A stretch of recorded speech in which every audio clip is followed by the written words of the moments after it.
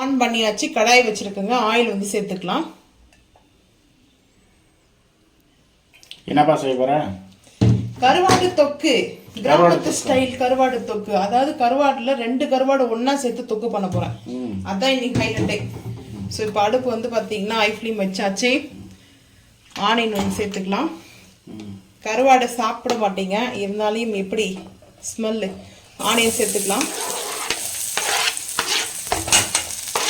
பால் சோறாவும் நெத்திலி கருவாடும் 2 கருவாடும் ஒன்றா சேர்த்து ஒரு தொக்கு எப்படி ட்ரை பண்ணி பார்க்கலாம். ஒரே மாதிரி சாப்பிட்றது டிஃப்ரெண்ட்டாக மாற்றி சாப்பிடுவோம். நம்ம உப்பு வந்து சேர்க்க வேண்டாங்க, ஏன்னா கருவாட்டில் உப்பு இருக்கும். ஆனால் 2 பிஞ்சு மட்டும் சேர்த்துக்கிறேன். எதுக்காகனா வெங்காயம் 2 பிஞ்சு அளவுக்கு தான் சேர்த்துருக்கேன். ஆனியனும் தக்காளி வதங்கணும். அந்த தக்காளிலையும் ஆனியன்லேயும் மசாலா வந்து உப்பு இருந்தால் கொஞ்சம் டேஸ்ட்டு தெரியும். அதான் அதனால் 2 சிட்டிக்கு அளவுக்கு கல் சால்ட்டு சேர்த்துருக்கேன். சேர்த்து வதங்கட்டும். தக்காளி கட் பண்ணிவிட்டு பார்க்கலாம். தொக்குக்கு வெங்காயம் நல்லா வதங்கிச்சு. தக்காளி சேர்த்துக்கலாம். அதாவது எந்த அளவுக்கு தொக்கு வேணுமோ ஸோ அந்த அளவுக்கு வந்துட்டு தக்காளி சேர்த்துக்குங்க. நான் 2 தக்காளி கொஞ்சம் பெரிய சைஸில் எடுத்துருக்கேன். சுட சுட ரைஸ்க்கு, மதியத்துக்கும் நைட்டுக்கும். நைட்டுக்கு ரைஸ் எனக்கு கருவாடு தொக்கு தான் ரைஸ் தான் ரொம்ப பிடிக்கும். இது கூடவே இஞ்சி பூண்டு பேஸ்ட்டு போட்டுருக்காங்க.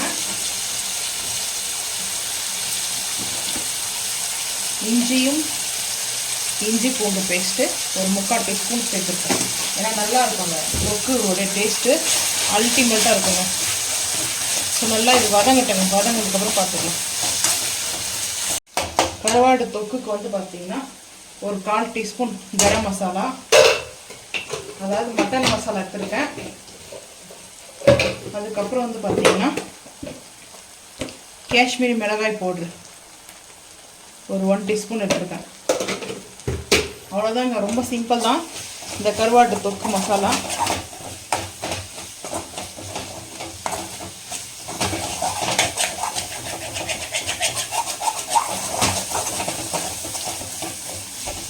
கருவாடு மசாலா நல்லா சவச்சம் ரெடி ஆகிடுச்சு பாருங்கள். நான் வந்துட்டு இந்த பால் சூறாவும் அதுக்கப்புறம் நெத்திலியும் வாஷ் பண்ணி வச்சுருக்கேங்க. சுடுதண்ணியில் வந்து பார்த்தீங்கன்னா போட்டு வாஷ் பண்ணி எடுத்து வச்சுருக்கேன்.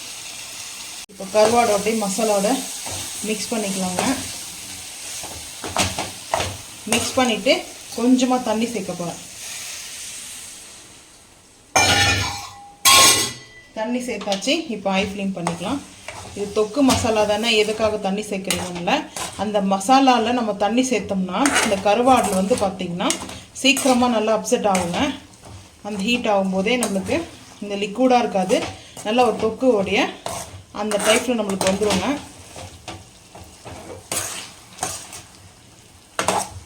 தொக்கோடைய கன்சிஸ்டன்சியில் இருக்கும். ஸோ இப்போ வந்து பார்த்திங்கன்னா நல்லா இப்படி மிக்ஸ் பண்ணிக்கலாம். நீங்கள் அப்படியே இது குழம்பா வைக்கணும் அப்படின்னு நினச்சிங்கன்னா கருவாட்டு குழம்பா இதில் புளியை கரைச்சி நீங்கள் சேர்த்துக்கலாங்க. அவ்வளோதாங்க, 2 in 1 இந்த மசாலா நமக்கு ரெடி ஆகிடும். இந்த கடாயே நவந்து போகுது. ஒரு 5 நிமிஷம் வந்து பார்த்தீங்கன்னா லைட்டாக அந்த இதெல்லாம் மசாலா வந்து திக்காக இருக்கும். பார்த்துக்கலாம். பால் சுறாவோடையும் நெத்திலி கருவாடோடைய தொக்கு ரெடிங்க. இப்போ பாருங்கள், நான் வந்து லிக்விடாக சொன்னேன் இல்லையா, கொஞ்சம் லிக்விட் இல்லாமல் இதான் அந்த தொக்கு. ஸோ சூப்பராக ஒரு தொக்கு ரெடி ஆகிடுச்சுங்க. இப்போ அடுப்பு ஆஃப் பண்ணிடலாம். அடுப்பு ஆஃப் பண்ணிவிட்டு அப்படியே பிளேட்டிங் வந்து பார்த்திங்கன்னா தொக்கு சுட சுட வந்து பார்த்திங்கன்னா நெத்திலி கருவாடு பால் சுறா கருவாட்டு தொக்கு ரெடிங்க. எனக்கு ரொம்ப ரொம்ப பிடிக்கும். ஸோ வந்து அது கூடவே அப்படியே ஹஸ்பண்டுக்கு செஞ்சு இல்லையா ஆம்லேட்டு, ஸோ அந்த ஆம்லேட்டில் கொஞ்சம் எனக்கும் வச்சுப்போம் சாப்பிட்றதுக்கு. ஸோ அவ்வளோதாங்க லன்ச்சு. ரொம்ப சூப்பராக வந்துட்டு ரெடி பண்ணிட்டேன். உங்கள் வீட்டில் வெஜ்ஜா நான்வெஜ்ஜான்றது மறக்காமல் வந்து கமெண்ட் பண்ணுங்கள். இந்த வீடியோ பிடிச்சா லைக் பண்ணுங்கள், ஷேர் பண்ணுங்கள், சப்ஸ்கிரைப் பண்ணுங்கள், பெல் ஐக்கான் வந்து கிளிக் பண்ணுங்கள், மறக்காமல் சேனல் வந்து ஃபாலோ பண்ணுங்கள். அப்போ தான் நம்ம போகிற வீடியோ உங்களுக்கு நோட்டிஃபிகேஷன் வருங்க. தேங்க்யூ.